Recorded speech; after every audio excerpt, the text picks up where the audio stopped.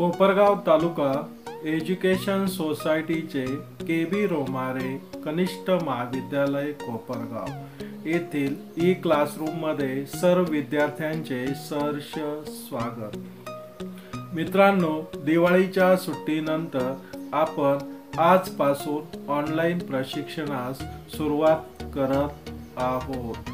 मित्रांनो, मी प्राध्यापक निकम युबी आपल्याला 12वी भूगोल या विषयाचे अध्यापन करत आहे। यापूर्वीच्या ऑनलाईन लेक्चरमध्ये आपण आपल्या पाठ्यपुस्तकातील प्रकरण क्रमांक 5 द्वितीय आर्थिक क्रिया या युनिटपैकी अनेक घटकांचा विचार केलेला आहे। त्यामध्ये द्वितीय आर्थिक क्रियांची वैशिष्ट्ये, स्थानिकीकरणावर परिणाम करणारे घटक, उद्योगधंद्याच्या स्थानिकीकरणावर परिणाम करणारे घटक, त्यामध्ये प्राकृतिक घटक, आर्थिक घटक, राजकीय घटक, त्यानंतर उद्योगांचे केंद्रीकरण, उद्योगांचे विकेंद्रीकरण, स्थानमुक्त उद्योग, औद्योगिक प्रदेश किंवा औद्योगिक क्षेत्र आणि औद्योगिक प्रदेशाचे खंडनिहाय वितरण इत्यादी घटकांचा विचार केलेला होता। आज आपण या 5व्या युनिटमधील शेवटचा घटक आहे, त्याचं नाव आहे उद्योगांचे वर्गीकरण। या घटकांचा आज आपण विचार करणार आहोत। उद्योगाचे वर्गीकरण प्रामुख्याने 4 गटामध्ये केलेले आहे। एक आहे भांडवल गुंतवणूक, दुसरं मालकी हक्कानुसार, तिसरं कच्च्या मालाचे स्रोत आणि चौथं उत्पादनाचे स्वरूप। त्यामध्ये कच्च्या मालाच्या स्वरूपानुसार कृषी उत्पन्नावर आधारित उद्योग, सागरी उत्पादनावर आधारित उद्योग, वनावर आधारित उद्योग, खनिजावर आधारित उद्योग आणि प्राणीजन्य उद्योग असे 5 उद्योग कच्च्या मालाच्या स्रोतावर अवलंबून आहेत। त्यानंतर भांडवल गुंतवणूक यानुसार कुटीर उद्योग, मध्यम उद्योग, मोठे उद्योग, लघु उद्योग आणि सूक्ष्म उद्योग असे 5 उद्योग आहेत। त्यानंतर मालकी हक्कानुसार सार्वजनिक क्षेत्रातील उद्योग, खाजगी क्षेत्रातील उद्योग, संयुक्त क्षेत्र उद्योग, सहकारी क्षेत्र उद्योग आणि बहुराष्ट्रीय उद्योग हे 5 आहेत। आणि उत्पादनाच्या स्वरूपानुसार अवजड उद्योग, ग्राहक उपयोगी उद्योग आणि सहाय्यभूत उद्योग अशा पद्धतीचे हे 3 उद्योग या ठिकाणी आहेत। अशा पद्धतीने या सर्व उद्योगांचा आपण या ठिकाणी आज विचार करणार आहोत। उद्योगांचे वर्गीकरण किंवा उद्योगांचे प्रकार। उद्योगाचे वर्गीकरण विविध प्रकारे केले जाते। यात प्रामुख्याने उद्योगांना लागणारा कच्चा माल, उद्योगातून तयार होणारी उत्पादने, उद्योगांचे आकारमान आणि उद्योगांची मालकी यानुसार ते केलेले आहे, हे आपण विचारात घेतले आहे। आता पहिला घटक आपण विचारात घेणार आहोत, कच्च्या मालाच्या स्रोतानुसार उद्योगांचे वर्गीकरण। त्यामध्ये पहिला उद्योग कृषी उत्पन्नावर आधारित उद्योग। ज्या उद्योगांना आवश्यक असणारा कच्चा माल शेती उत्पादनावर अवलंबून असतो त्यांना कृषी उत्पन्नावर आधारित उद्योग असे म्हणतात।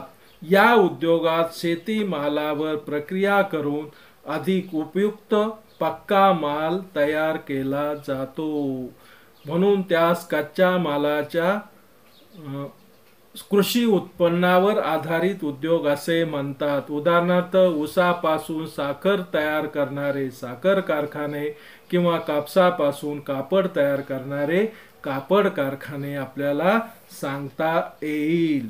2 नंबर सागरी उत्पादनावर आधारित उद्योग. यामध्ये मत्स्य उत्पादनावर प्रक्रिया करून डबाबंद करणे, याशिवाय मोती, शंख, शिंपले, मत्स्य तेल, शोभिवंत वस्तू इत्यादी उद्योगांचा समावेश होतो.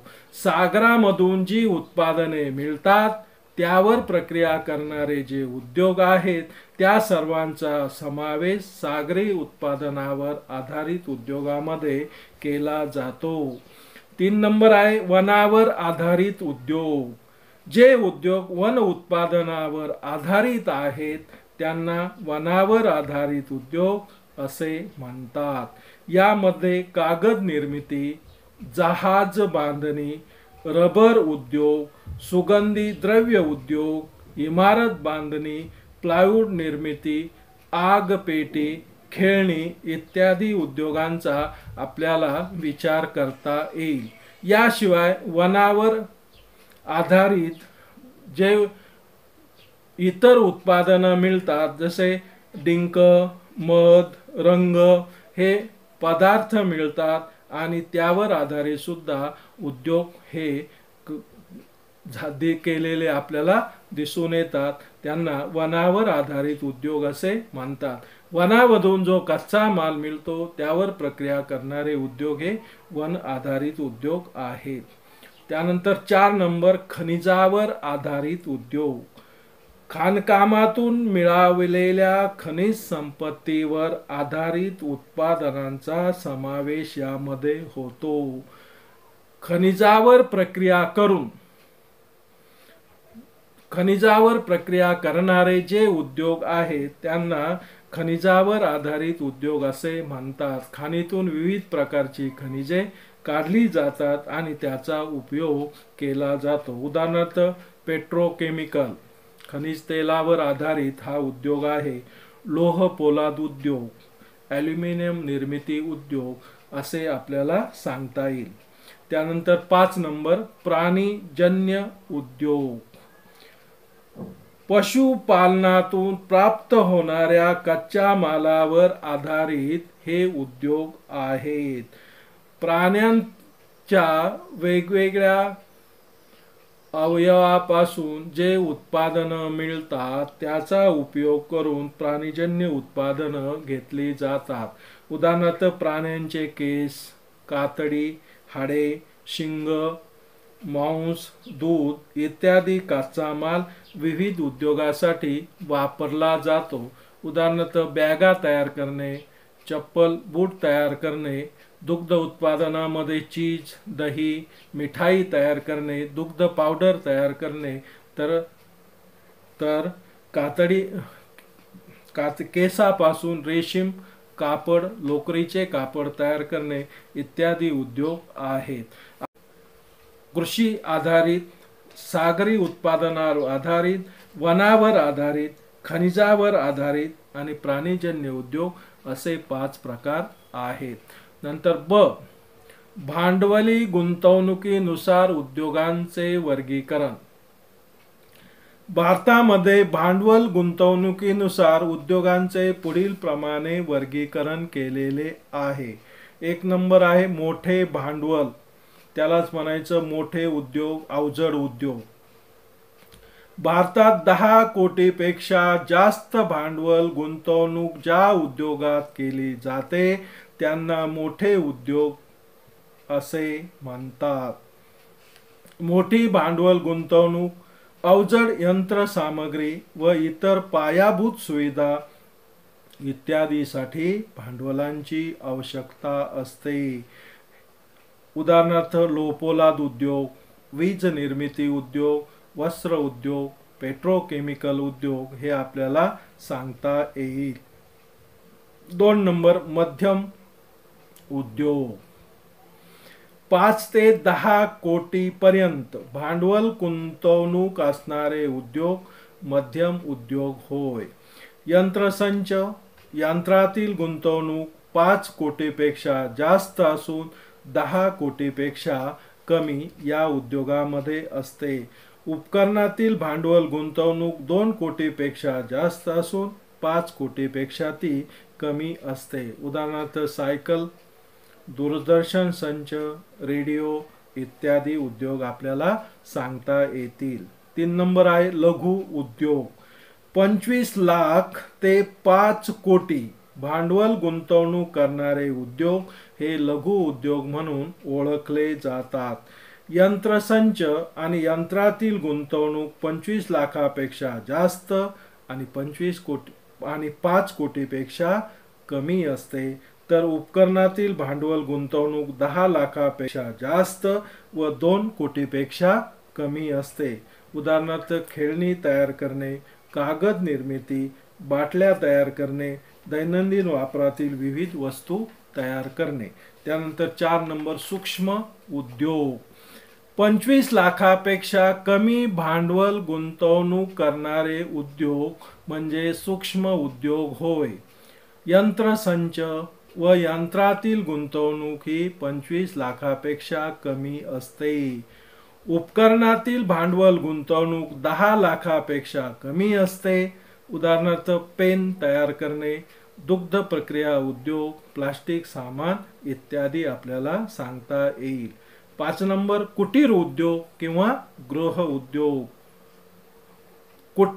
कुटुंबातील व्यक्ती एकत्र येऊन जे उद्योग घरच्या घरी करतात त्यांना कुटीर उद्योग किंवा गृह उद्योग असे म्हणतात.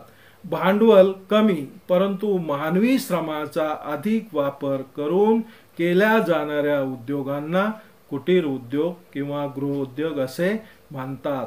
स्थानिक कच्च्या मालापासून पक्का माल तयार करण्याचा हा एक उद्योग आहे. हा उद्योग घरगुती स्वरूपाचा असतो. कुटुंबातील व्यक्ती एकत्र येऊन या पद्धतीचा उद्योग करताना आपल्याला दिसून येतात. नेहमीच्या वापरासाठी आणि स्थानिक बाजारात विक्रीसाठी वस्तू उत्पादित केल्या जातात. भांडवल आणि वाहतूक खर्च कमी असतो.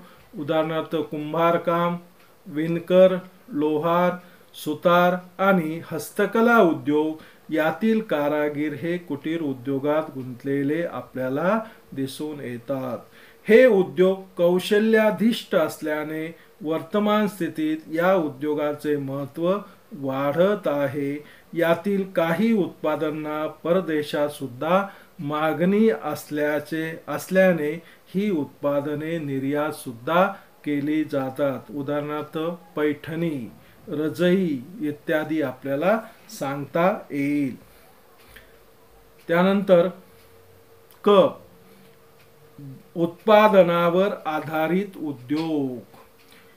उद्योगांनी उत्पादित केलेल्या पक्क्या मालाचे आधारे वर्गीकरण केले जाते. त्यांना उत्पादनावर आधारित उद्योग असे म्हणतात. त्यापैकी पहिला उद्योग आहे अवजड उद्योग किंवा मूलभूत उद्योग. इतर उद्योगामध्ये वापरले जाणारे साहित्य मूलभूत उद्योगामध्ये तयार केले जाते. उदाहरणार्थ लोह पोलाद उद्योगासाठी पोलादाचा उपयोग, लोहपोलाद उद्योगातील तयार झालेलं जे पोलाद आहे त्या पोलादाचा उपयोग वाहन निर्मिती उद्योगामध्ये केला जातो. अवजड यंत्रसामग्री आणि इतर उद्योगामध्ये सुद्धा या पोलादाचा उपयोग केला जातो. दुसरा आहे ग्राहक उपयोगी वस्तू किंवा हलके उद्योग. उद्योगात तयार झालेला पक्का माल हा थेट ग्राहकांच्या वापरासाठी तयार असतो. अशा उद्योगांना ग्राहक उपयोगी वस्तू किंवा ग्राहक उपयोगी वस्तू उद्योग असे म्हणतात. दैनंदिन वापरातील घड्याळे, इलेक्ट्रॉनिक वस्त्र उद्योग, औषधी उत्पादने, घरगुती वापरातील वस्तू इत्यादीचा समावेश यामध्ये केला जातो. 3 नंबर सहाय्यभूत उद्योग. इतर उद्योगासाठी वापरात येणारी यंत्रे, सुटे भाग तयार करणारे उद्योग या प्रकारात येतात. यातील पक्क्या मालाच्या आधारे मोठी यंत्रे, मोटार गाड्या, रेल्वे इंजिन इत्यादी निर्मिती मोठ्या उद्योगात होते. म्हणजेच या उद्योगात तयार होणारा पक्का माल हा इतर उद्योगासाठी कच्चा माल असतो.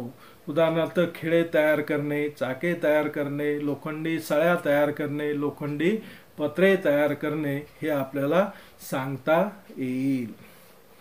मालकी मालकीवर आधारित किंवा मालकीनुसार उद्योगांचे वर्गीकरण. यामधला पहिला उद्योग आहे सार्वजनिक उद्योग. केंद्र आणि राज्य सरकारची मालकी असणाऱ्या उद्योगांना सार्वजनिक उद्योग असे म्हणतात. काही उद्योगात खूप जास्त भांडवल लागते, तसेच नफाक्षम पातळीपर्यंत पोहोचण्याचा काळ हा दीर्घ असतो आणि केवळ सरकारच इतकी दीर्घकालीन गुंतवणूक करू शकते. असे उद्योग सार्वजनिक उद्योग असतात. उदाहरणार्थ लोहपोलाद उद्योग, वीज निर्मिती, बहुउद्देशीय धरण योजना, संरक्षण सामग्री. उदाहरणार्थ आपल्या भारतामध्ये BHEL, Bharat heavy electrical limited ही कंपनी भारत सरकारच्या मालकीची आहे. 2 नंबर खाजगी क्षेत्र.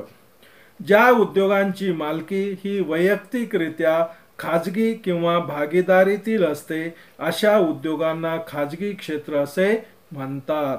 यामध्ये वैयक्तिक गुंतवणूक किंवा भांडवली बाजारातून केलेली सामूहिक गुंतवणूक समाविष्ट असते. नफ्याचे वाटेकरी हे सर्व गुंतवणूकदार असतात. उदाहरणार्थ लोहपोलाद उद्योग, वाहन निर्मिती उद्योग, वाहतूक व्यवस्था उद्योग, पर्यटन उद्योग इत्यादी. उदाहरणार्थ TISCO, Tata iron and still company. 3 number संयुक्त क्षेत्र. जेव्हा खाजगी आणि सरकारी अशा दुहेरी गुंतवणुकीतून उद्योग उभा राहतो तेव्हा त्यास संयुक्त क्षेत्रातील उद्योग असे म्हणतात. यात सरकारी आणि खाजगी गुंतवणूक असते आणि नफ्यातील वाटा त्यांच्या गुंतवणुकीच्या प्रमाणावर ठरतो. वीज निर्मिती आणि त्याचे विपणन, गॅस किंवा नैसर्गिक वायू इत्यादी उद्योग आपल्याला सांगता येईल. उदाहरणार्थ MNGL, Maharashtra natural gas limited. 4 number सहकारी क्षेत्र. ज्या उद्योगात सरकार किंवा एक प्रमुख उद्योगपती यांची गुंतवणूक नसते, तर अनेक लोक एकत्र येऊन सहकारी तत्वावर गुंतवणूक करून उद्योग चालवतात. नफ्यातील वाटा हा सर्वांचा असतो आणि त्याच्या गुंतवणुकीच्या प्रमाणावर तो मिळतो. उदाहरणार्थ साखर उद्योग, वस्त्र उद्योग, दुग्ध उद्योग. उदाहरण घ्यायचं झालं तर अमूल हा दुग्ध उद्योग आहे, किंवा आपल्या महाराष्ट्रामध्ये अनेक साखर कारखाने आहेत की ते सहकारी तत्वावर चालवले जातात. प्रवरानगर या ठिकाणी विठ्ठलराव विखे पाटलांनी पहिला सहकारी तत्वावर साखर कारखाना सुरू केला आहे हे आपणास ज्ञात आहे. 5 नंबर बहुराष्ट्रीय उद्योग. खाजगी किंवा सार्वजनिक उद्योगाचे क्षेत्र जेव्हा एका देशापुरते मर्यादित न राहता अनेक देशांमध्ये विस्तारते तेव्हा अशा उद्योगांना बहुराष्ट्रीय उद्योग असे म्हणतात. या उद्योगांची नोंदणी ज्या देशात झालेली असते तेथे त्यांचे मुख्यालय असते. उदाहरणार्थ खाजगी क्षेत्रातील हिंदुस्तान लिव्हर निगम याचे मुख्य कार्यालय युनायटेड किंगडम म्हणजे इंग्लंडमध्ये लंडन या ठिकाणी आहे. तसेच सार्वजनिक क्षेत्रातील तेल आणि नैसर्गिक वायू ONGC यांचे मुख्य कार्यालय भारतात डेहराडून या ठिकाणी आहे. स्वस्त मजूर, तांत्रिक कुशलता, उत्पादन खर्चातील वजावट, बाजारपेठेची उपलब्धता ही या उद्योग स्थापनेमागील काही कारणे असतात.